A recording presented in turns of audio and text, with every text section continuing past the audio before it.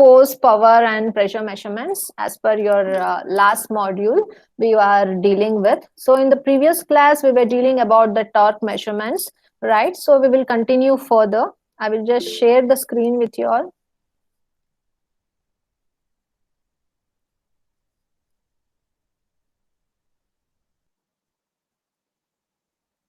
Right. So in the last class, we were dealing about the torque measurements and the power measurements, how it could be done. So before that, we went on related to the LVDT concept also. So then we went why the torque measurement is needed, how it could be measured. Both the torque and power goes hand in hand. So we can use dynamometers, which helps in measuring the torque as well as the power as per the requirement. So later we went on with respect to the classification of dynamometers and what are the main types of dynamometers which are available as per your syllabus. We have to focus on absorption dynamometers, driving, and the transmission dynamometers. Right, so we dealt about what you mean by absorption dynamometer, which absorbs the mechanical energy in the form of torque and delivers the output in the form of power. So these are the applications which are mainly used in engines or the electric motors. Similarly, we studied about the driving dynamometers, which helps the devices to operate along with that of converting the torque into the required useful power. So for example, for these, I told you already, which are pumps and compressors. So this helps in converting the mechanical means of energy into the power, as well as it helps to operate the pumps and compressors. And last time we were dealing with respect to the transmission dynamometers. So in transmission dynamometers, it helps to determine or evaluate the torque at particular location, right? So it can also be called as a torque meter because you will be able to evaluate what is the torque value at that specific location. You can locate these dynamometers within the machine or in between the machines where the torque need to be determined. Since it is very helpful in determining torque at specific location, we call that as torque meters also. And these two are also called as absorption dynamometers, are also called as mechanical dynamometers because it absorbs mechanical energy in the form of torque and delivers us our useful power. And hence the other name for absorption is mechanical dynamometer. And again, driving dynamometer is called as an electrical dynamometer because it is making the device to operate other than converting the torque into the power. So later we went through Prony brake dynamometer as well. I was explaining, it got disconnected. You people did not turn up. I have shared the Prony brake dynamometer description in the YouTube channel. You kindly go through it. If time permits today, I will re-explain this back. So, or else I'll just brief out. The Prony brake dynamometer is mainly being used in order to get the required amount of conversion of the energy from mechanical into the measurable electrical output. Okay, so here this Prony brake dynamometer consists of a flywheel. What is the application of flywheel? It helps in storing the energy, excess amount of energy in the form of potential form, and it releases the same when needed. So this flywheel is clamped with two wooden blocks. So you'll be having the top wooden box and the bottom wooden box. So bottom wooden box will be extended to an lever arm. Okay, so this is how it looks like. And the rope which is passing through the pulley will be tightened with the help of nut and spring or any other tightening mechanism. So as good as it's been tightened, so it helps in increasing the coefficient of friction value. Okay. So this in the cut section part you can see. So this will be the flywheel, the top wooden block and the bottom wooden block. So you will be having the rope. So it could be tightened by using any tightening mechanism. So from the center of the shaft to the wooden arm, that will be the value of entire length L. And here we'll be adding the weights.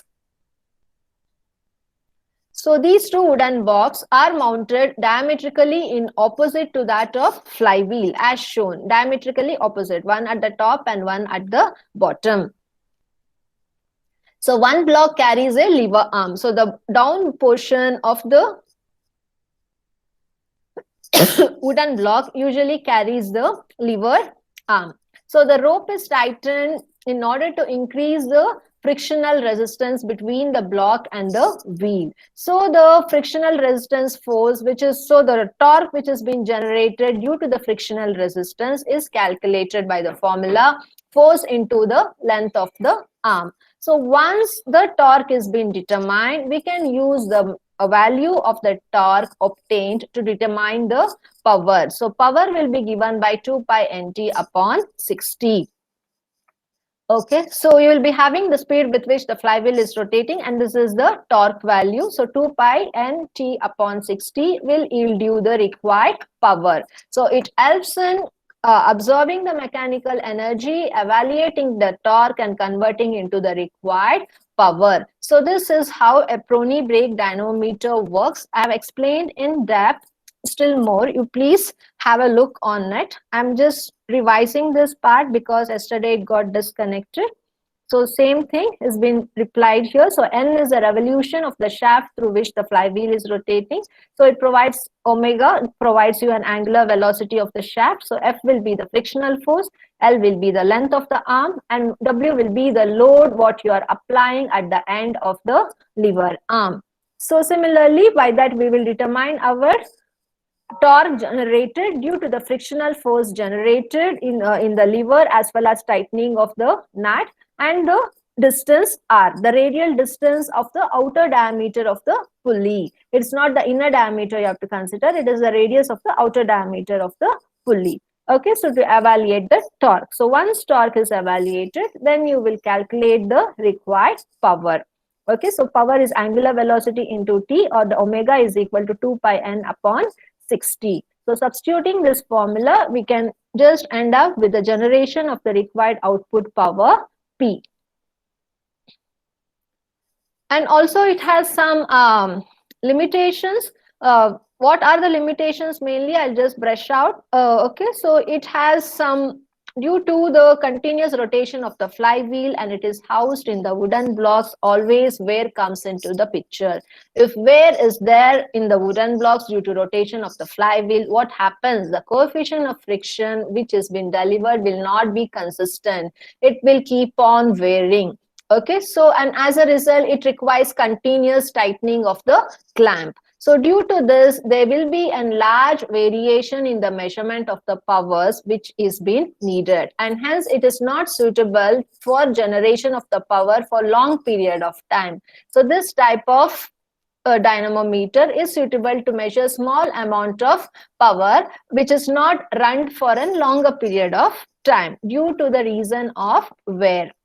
So next disadvantage is, while using Prony brake, it again affects with respect to the external environment, like the temperature. So if there is rise in temperature, so it results in decrease in the coefficient of friction. If the coefficient of friction becomes very low, then it might lead to brake failure also. So in order to overcome this problem, it should always see that temperature rise should be overcome by providing some accessories in the means of cooling effect. So continuous cooling effect should be embedded along with this Prony brake dynamometer, so that it will not affect with respect to the external temperature rise, and as a result the coefficient of friction which is generated will be consistent throughout, and it won't reduce drastically. If it reduces drastically, it leads for breakage of it leads for brake failure. So this could be, these are the problems which could be overcome. So this wear could be overcome if it is used only for generation of the small amount of power,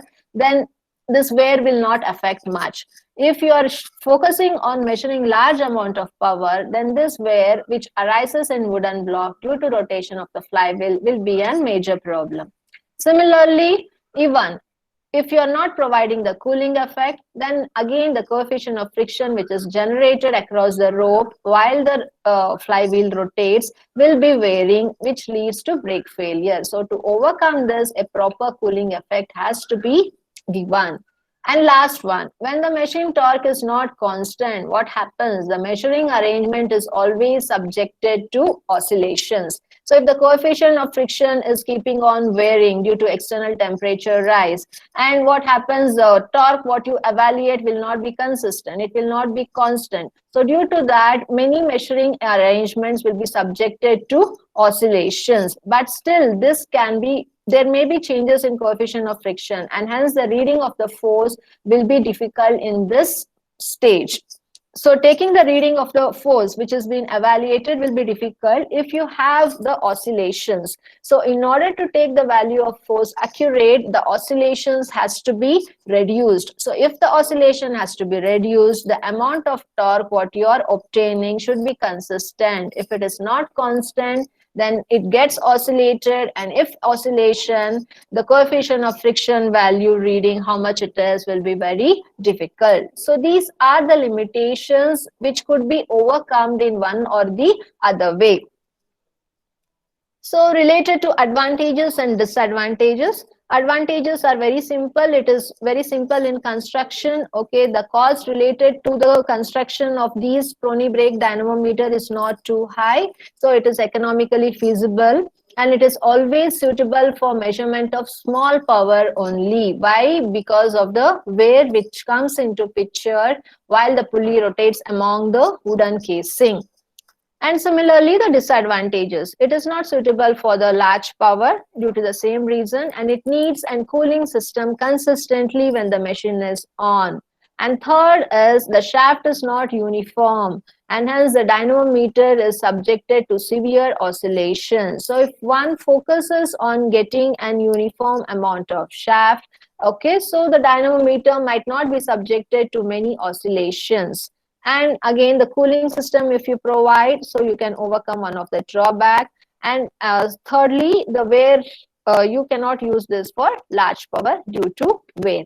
So these are the plus and the negative points associated with respect to our Prony brake dynamometer.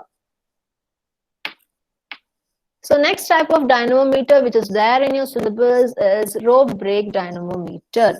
So what do you mean by rope brake dynamometer? Even this consists of an rope mechanism along with the brake wheel, right? So how it works exactly? Rope brake dynamometer is also an absorption type of dynamometer only because it absorbs the mechanical energy. It helps in evaluating or computing the torque and then finally the required power output. And hence it is under the form of absorption type dynamometer. And this is mainly used in order to measure the brake power of an engine. So main application of rope brake dynamometer is to evaluate the brake power of the engine. So finally, these type of dynamometer helps in evaluating the torque and the power parallelly, which goes hand in hand, and it comes into the category of absorption type dynamometer. So what does this dynamometer consist of? So this consists of 1, 2 or more number of ropes which are rounded along the flywheel or on the rim of the pulley. So it is not like a single rope which is wounded on the brake wheel or the flywheel. Okay, so you'll be having 2 or 3 or 4 n number as per the requirements. So and you will be having the wooden blocks here which helps in clamping the rope so that the rope will not come outside when it has been revolved. So it is like a clamping part which takes care of not making the rope come outside the pulley or the rim of the pulley. Right, so it consists 1, 2 or 3 ropes which are round around the flywheel, or it is also called as a rim of a pulley, which is fixed rigidly to the shaft of an engine. So this flywheel or the pulley will be fixed rigidly to the shaft so that it helps in rotating in the required direction. And in order to prevent the slipping of the rope over the flywheel, wooden blocks are placed at intervals around the circumference of the flywheel. This I told you already. So you'll be having the wooden blocks which will be placed in equidistance so that it won't allow the rope to come outside the flywheel.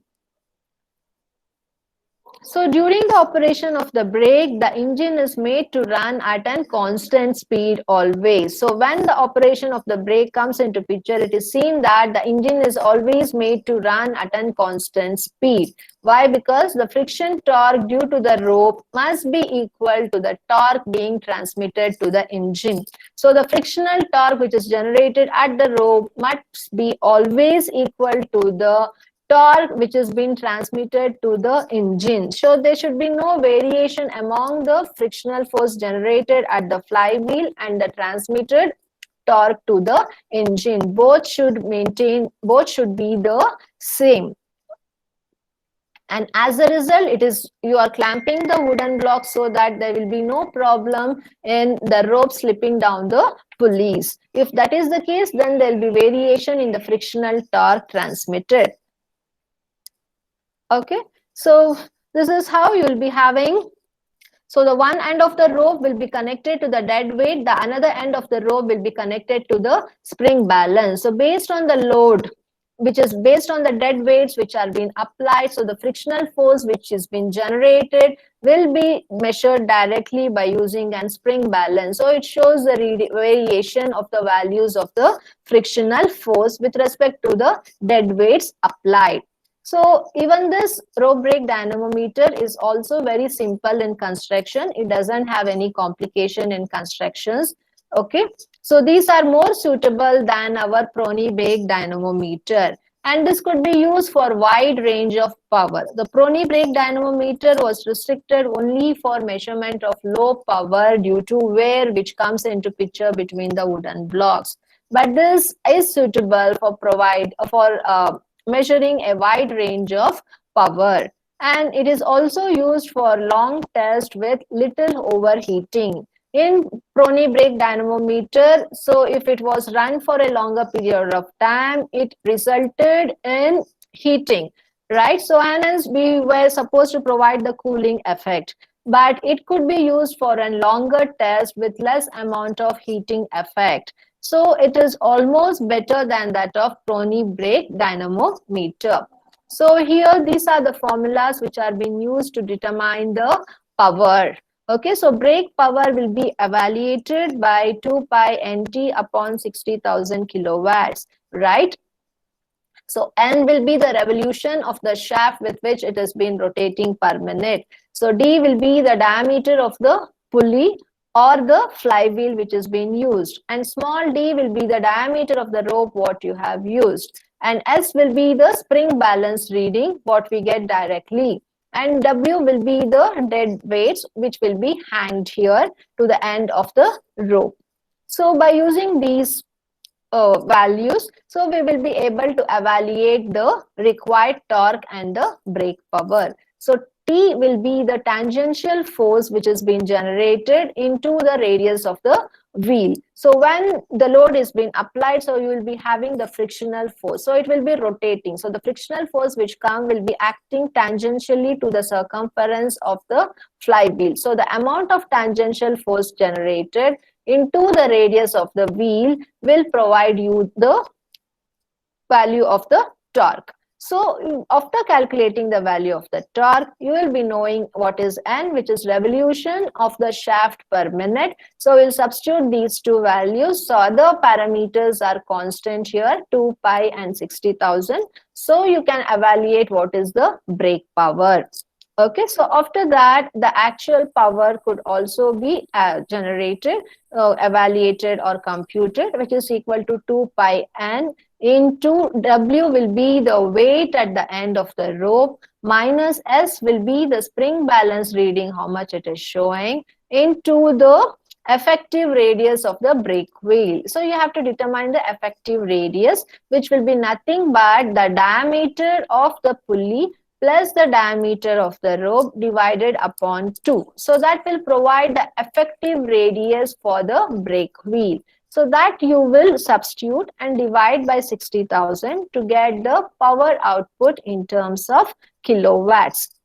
Only the drawbacks associated with rope brake dynamometer are as follows. One thing is, It is less accurate because of change of coefficient of rope with temperature. Since the coefficient of friction generated at the rope will be changed with respect to temperature, the values what you get will not be so accurate. So we cannot relay and tell that it is most accurate readings what we are getting. So this is, you can claim that it is less accurate.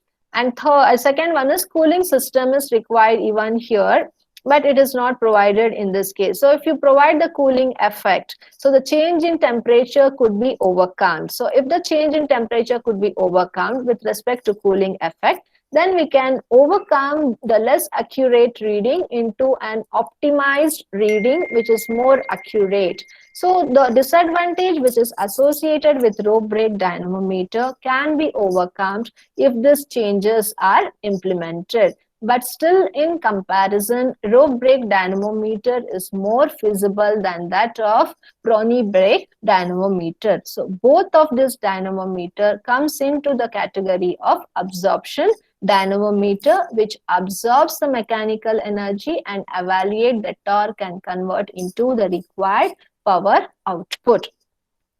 So these are the two types of dynamometers what you have to study under the category of absorption dynamometer, which helps you in evaluating both the torque as well as the power with respect to the required applications. So then comes the pressure measurements. So until now we have studied the force measurements and torque measurements. So we have used different measuring instruments in order to evaluate the force as well as the torque of different devices. Similarly here, now we have to go through with respect to different measuring devices, which helps in measuring the required amount of pressure. So how do you define pressure? So pressure is represented as a force per unit area which is exerted by a fluid in a container. So when you apply a force on a unit area of a fluid, some amount of pressure will be exerted. So that equivalent to that amount of force, that much amount of water, a liquid or anything can expel out. So this mainly depends upon how much pressure you are applying on a unit area of the liquid, so that equal amount of the liquid is displayed out. So basically the standard SI unit used for pressure is Newton per square meter square, or sometimes even we can use the term Pascal. So this you know already. And if you have a high amount of pressures, it could also be conveniently expressed in kilonewton per meter square, while the low pressures are always expressed in terms of either mm of water or mm of mercury. So it depends upon what is the low factor of the pressure you are measuring. So these terms are also feasible, which could be mm of water or mm of mercury, depending upon what you are measuring: water, fluid, lubricant, या water, mercury, या whatever it is. And hence, pressure we can define as the action of one force against another over a surface. And mathematically, we also define pressure is equal to force upon an area. The force applied on a particular unit area will help you in getting the required pressure of that particular surface. So once you know what you mean by pressure, you should be knowing about the relationship between the pressure terms. So here, you know actually what you mean by pressure. You might be also knowing what you mean by absolute pressure, what you mean by positive gauge pressure. So all those things we have to refer with respect to a particular datum line, which refers to our zero absolute pressure. So let us go one by one. In related to pressure, you should be able to know different terms. So first of all, what do you mean by absolute pressure? So it refers to the absolute value of the force per unit area exerted on the wall by a fluid. Okay, so when a force has been applied in a fluid, what is the absolute amount of force per unit area is exerted? So that will be yielding you to know the value of absolute pressure. means the absolute amount of force applied in a unit area cross section of an fluid. So that will help you in yielding what do you mean by absolute pressure. So next what you have to know is atmospheric pressure. So what do you mean by it? It is the pressure exerted by the Earth's atmospheric and is usually measured by using an barometer. So it is used in order to evaluate its value at sea level. So its value will be always close to 1.013 in 10 raised to power of 5 Newton per meter square. Okay, and this value decreases depending upon the altitude. At sea level, exactly you can see the atmospheric pressure value of this, which will be constant and consistent. So as the altitude varies from the equator towards the top of the globe, so even the atmospheric pressure keeps on decreasing or increasing depending upon the altitude level. So this is about the atmospheric pressure. So you can see the absolute pressure with respect to the zero datum plane, the amount of pressure exerted by the force per unit cross-sectional area. So then comes the atmospheric pressure. So from the datum plane to the sea level, the amount of pressure exerted will be our atmospheric pressure, and it is represented and it is measured by using an barometer. Apart from this, you should be knowing what do you mean by positive gauge pressure. So this is simple. It is a pressure indicated by a pressure measuring device. So here we are using pressure measuring gauge or an indicator. So this always provides the value between the absolute pressure and the atmospheric pressure. So you measure absolute pressure. So this is the absolute value of the force per unit area. And atmospheric pressure, you'll be knowing if it is at sea level, this will be the value. So the difference between the absolute and the atmospheric pressure will yield us always the gauge pressure. Okay, so this is a total.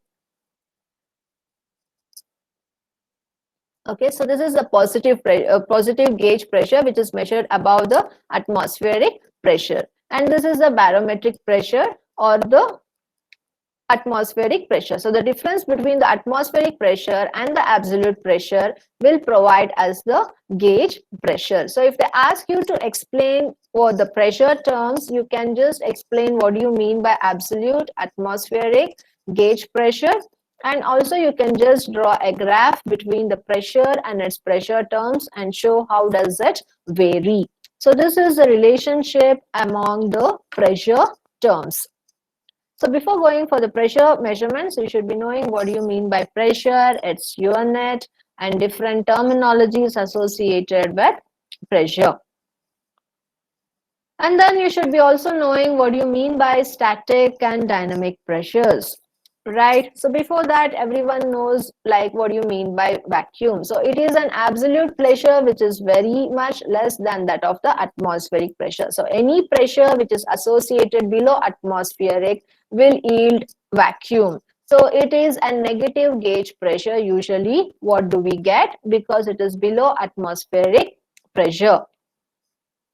And then you should be knowing what do you mean by static and dynamic pressures, right? So if a fluid is in equilibrium, then the pressure at a point is identical in all directions in which you are measuring, and it is independent of orientation. Then you call that to be as an static pressure. So when the fluid is stationary, when it is in equilibrium, then the pressure measured at any point in that particular cross-sectional of area remains identical. Then you call that to be as called static pressure. Similarly, the dynamic pressure. So in case of dynamic pressure, there exists a pressure gradient within the system. So in order to restore the equilibrium, the fluid will flow from region of high pressure to the region of lower pressure. So then there will be variation in the pressure because now the fluid is in movement and not stationary. It will be in stationary in equilibrium stage, but not other than that. So because you won't be having the region always constant, right, always which is on the same line. So you'll be having high regions and the low regions. So obviously the fluid has a nature to move from high velocity region to that of low velocity, high pressure to that of low pressure region. So in that case, the pressure keeps on varying with respect to different location of that system only. Then the pressures what we measure will be referred to be as dynamic pressure. So this is the difference what you have to be aware of in between static and dynamic terms. So after that, you should be knowing the types of pressure measuring devices. So as we had different measuring devices for torque based on dynamometers, similarly here we have different instruments which are used to measure the pressure of a particular device. So these are mechanical instruments, electromechanical instruments, and electronic instruments. So as the name itself suggests, you can guess how do you measure pressure by using these categories of instruments. So in case of mechanical instruments, the pressure measurement is made by balancing an unknown pressure with an known force. So in case of mechanical instruments, only you will balance it with respect to an known force. So here you will be not knowing the pressure, but you will apply some force and check whether these two will balance or not. So this type of measurement of pressure will be under the section mechanical instruments. And then comes electromechanical instruments. What happens in this? So this instruments employs a mechanical means for detecting the pressure and electrical means for indicating or recording the detected pressure. So if you have only mechanical means, it can just detect what is the reading or what is the value you're getting, the pressure value. But if you need to record it or if you need to indicate, you should be having some electrical means associated too.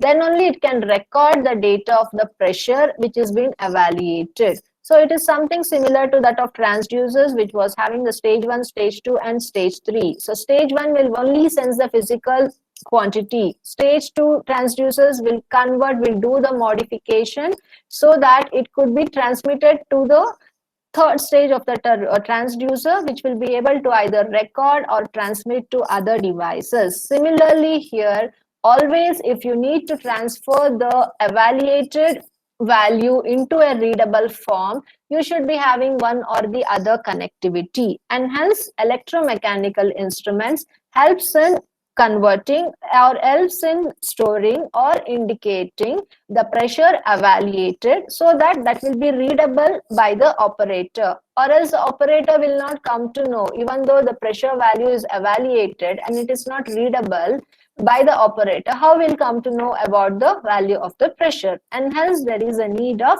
electromechanical instruments so that it can visualize the reading how much it is by an operator. And the third type of measuring device here is nothing but our electronic instruments. So what happens in case of electronic instruments? These instruments mainly depend upon some physical change which can be detected and indicated or recorded electronically.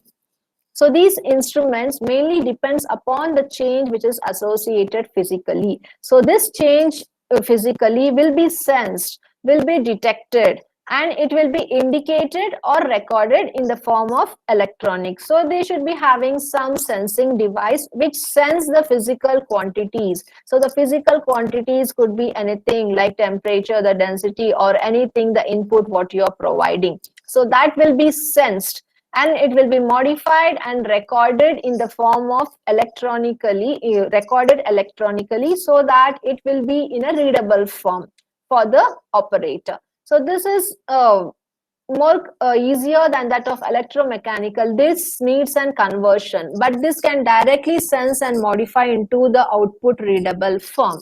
So these are the three types of measuring devices which are currently available to measure the pressure of any device.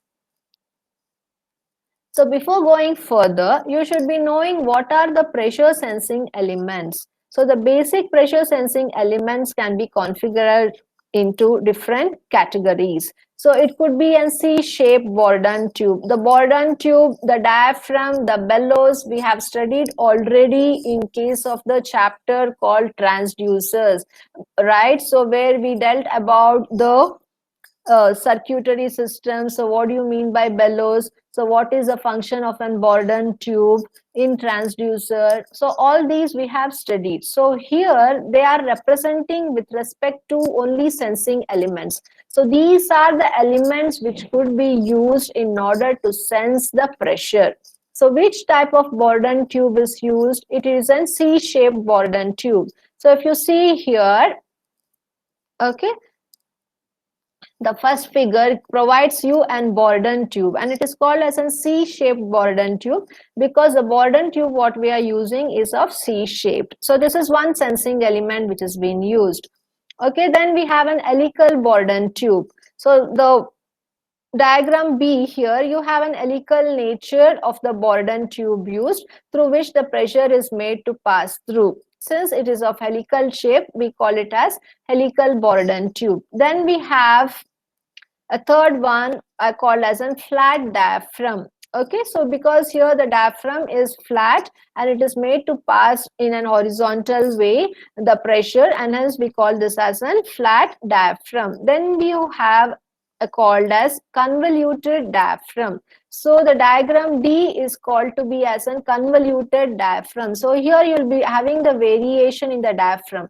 Here you could see the diaphragm was flat. So when the pressure is applied, so this diaphragm will move forward, so which helps in providing the required motion. So you don't have any variation in the diaphragm here. So it expands and comes back depending upon the pressure which is being sensed as an input data. But in case of convoluted diaphragm, you will be having some variations here in the diaphragm. It won't be flat enough. So then there will be a variation in the amount of pressure which has been transmitted into the required motion. So all these type of sensing elements will be used based on the application requirement. And then is the capsule. So this is called as a capsule sensing element. So which is being used when it is needed. It is called as a capsule. Yeah, E is called as a capsule here. So because it is like an capsule type. So if you have seen any vitamin tablets, it will be in this way, oval, sometimes oval or sometimes in the cylindrical way. So it is just looking like a capsule. Right, 1, 2, 3, 4, and 5, and hence we call this as an capsule type of sensing element. So last one is bellows. So here it looks like an bellows here, and the pressure will be applied here and it will be transmitted. And hence, due to the shapes, the pressure sensing elements are named as C-shaped Borden tube, helical, flat diaphragm, convoluted, capsule, as well as set of bellows. So you should know why these elastic members are used in pressure measurements. So application of pressure to certain materials causes elastic deformations. So the magnitude of these elastic deformation can be related either analytically or experimentally to the applied pressure. Since it could be applied analytically or experimentally, it is always suitable to use the members which is of elastic in nature because it results in causing the required elastic deformations, and hence elastic members plays a vital role in measuring pressure. So which type of elastic elements comes into picture? We have dealt already. So out of that, 3 important elastic members are used in measurement of pressure usually. One is the Borden tube, the other one is the diaphragm, and the third one is the bellows. So related to all the 3 categories we have studied in the transducer chapters already. So these 3 are very important elastic elements which are used in measuring our pressure. So out of that, so now we have to understand which are the instruments which are being used to measure pressure. So the first one is called as an Bridgman gauge. So what happens in Bridgman gauge? So it will be having, so when a wire is subjected, so you'll be having a wire which is subjected to pressure from all sides, its electrical resistance changes. So you'll be having an ring here. So on the ring, here the wire is being winded. So when a wire is subjected, the wire is winded. So when this wire is subjected to pressure from all sides, its electrical resistance changes. So the resistance for electrical movement will change due to the application of the pressure on the wire, because you'll be having a ring here. So on the ring you will make the wire bounded. So when the wire is subjected, so when this wire, through this wire, when you apply the pressure, so when a wire is subjected to pressure from all the sides, the electrical resistance what it was having will change, because a wire is a good conductor and it helps in transmitting the required electrical signal.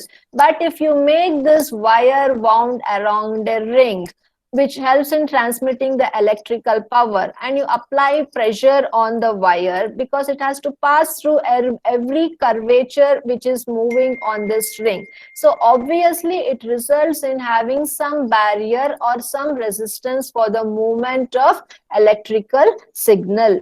So this principle is utilized in Bridgman gauge. Okay, so this principle can be utilized to obtain a primary type resistive pressure sensor. Okay, so if you need any resistive type of pressure sensor, then the concept what we use is the Bridgman pressure sensor. Okay, so if we need any type of resistive pressure sensor for any application to measure what is the resistive amount of pressure for this particular device, so then we have to go up with the Bridgman gauge pressure sensor. So this is how the concept of Bridgman gauge is. So in this case, the resistance of the fine wires changes with respect to the pressure according to the relationship given. So you cannot consider a common amount of resistance for every type of pressure applied. So based on the type of pressure applied, the amount of resistance delivered by the wire keeps on changing, and this is applicable by using a linear relationship. So what is this equation? So R will be here equal to R1 into 1 plus alpha into P. So where R1 will be the resistance at atmosphere, at 1 atmospheric pressure. Okay, so alpha will be the pressure coefficient of the resistance in ohms, and P will be the gauge pressure. So by substituting the values of R1, alpha and P, you can know what is the exact resistance of the wire due to the induced pressure in it. So you can evaluate which could be the value possible and feasible for the measuring devices of the pressure. So this is about the Bridgman concept and the equation which could be used.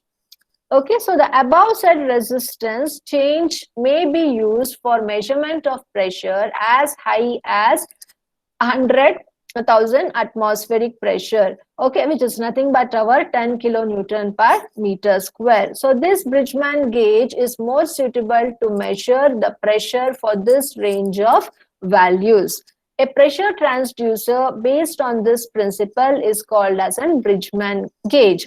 So we have learned different types of transducers: electronic transducer, electrical transducer, optical transducers, and some pressure transducers also in our last chapter. So the pressure transducers, if they use the concept told above, then we call that to be as a Bridgman gauge. Okay, so this is the concept, what it follows.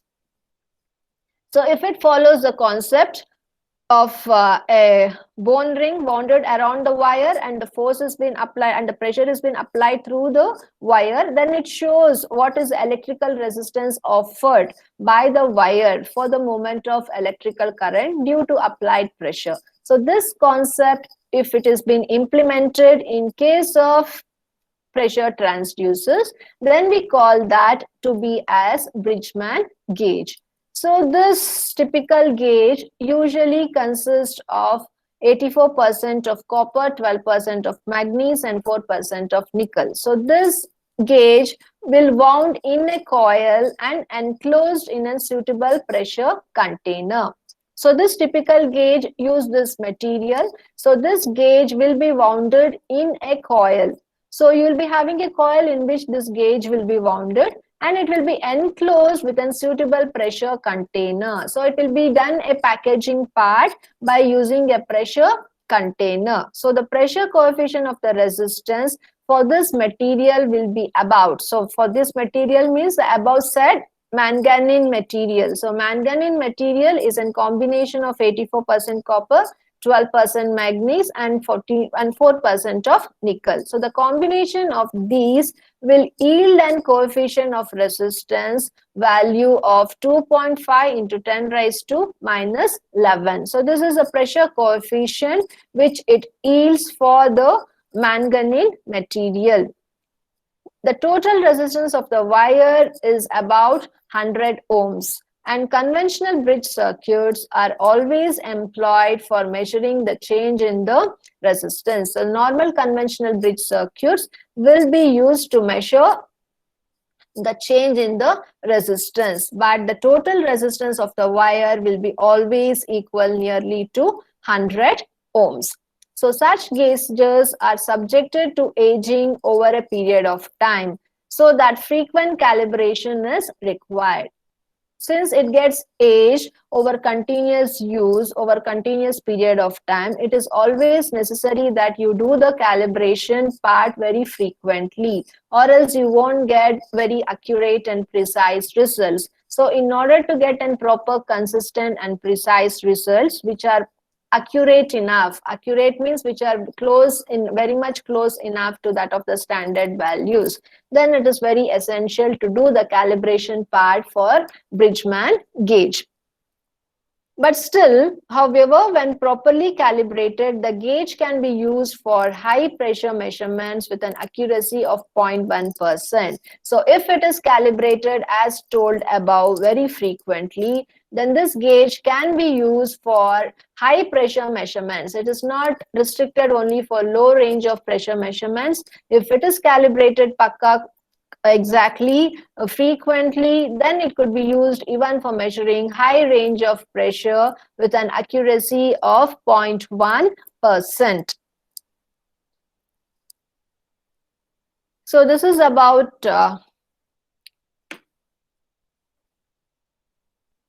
Bridgman gauge concept and the relation which has been followed and how it operates, which material is being used, what is the maximum resistance it can offer, right, and how, for what range it could be used to measure the pressure measurements. And next is McLeod gauge. So this I will do it in the next class, or else I can complete. I have 10 more minutes in hand. Just a second. So this is about one measuring instrument which is called as an Bridgman gauge. So this gauge will be able to measure the pressure for a high range of values, provided that it is calibrated well. So next one is the McLeod gauge. So what do you mean by McLeod gauge? It is always better to understand on which principle it has been operated. So the operation of the McLeod gauge is based on the Boyle's law.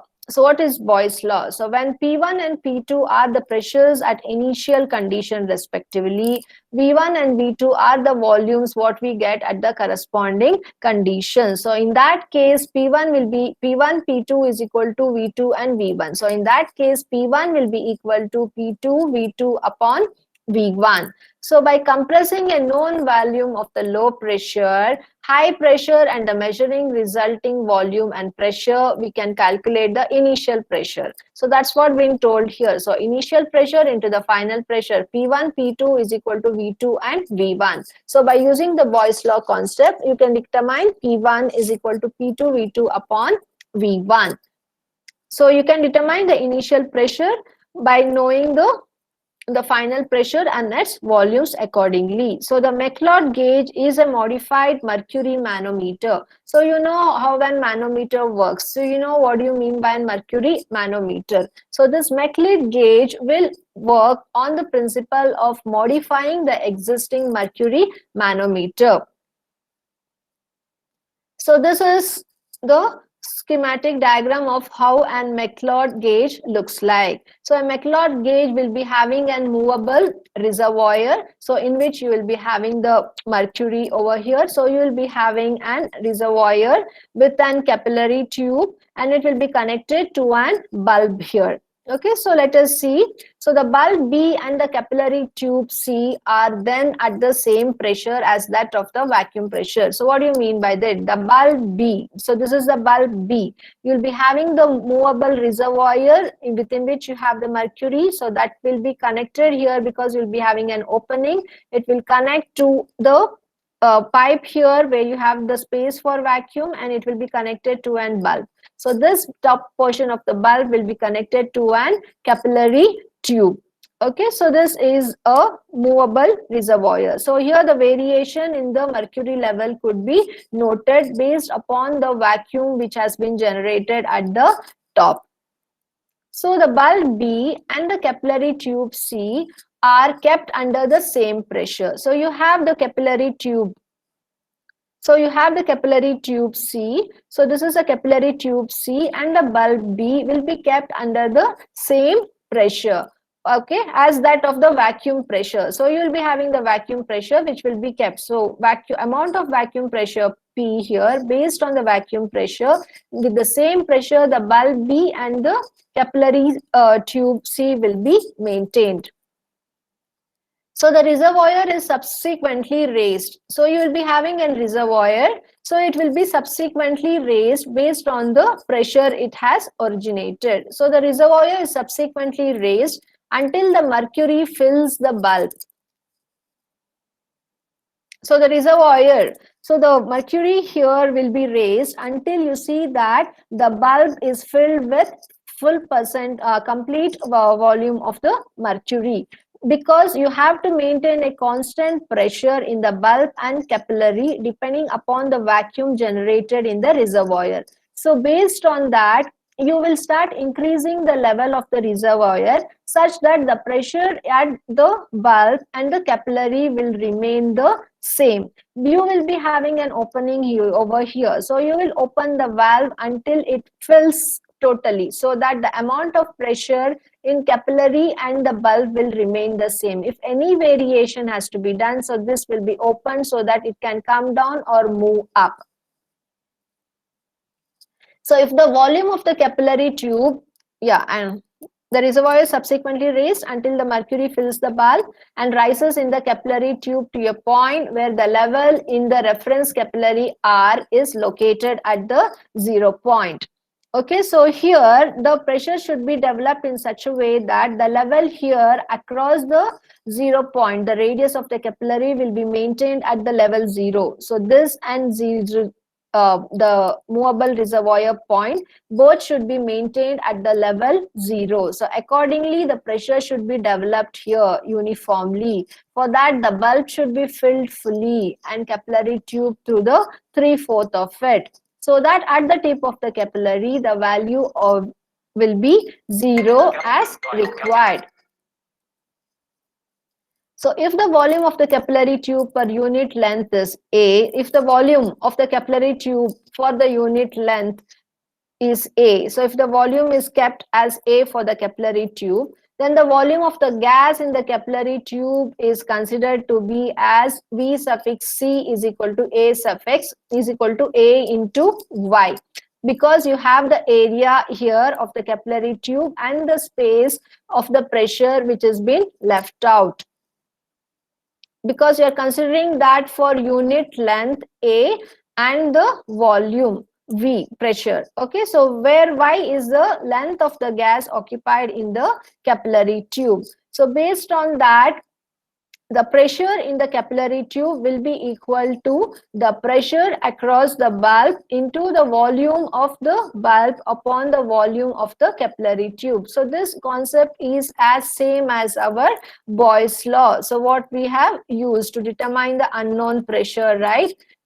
So P1 is equal to P2 V2 upon V1. The same concept here we are using to determine the pressure across the capillary tube, which will be equal to pressure across the bulb into the volume across the bulb by volume across the capillary tube as per the Boyle's law. So the pressure indicated by capillary tube is P suffix C minus P. Okay, so pressure indicated in the capillary tube will be equal to P suffix C minus P. So this will be our third equation. So previously we had two equations, 1 and 2. So based on 1 and 2, we'll be having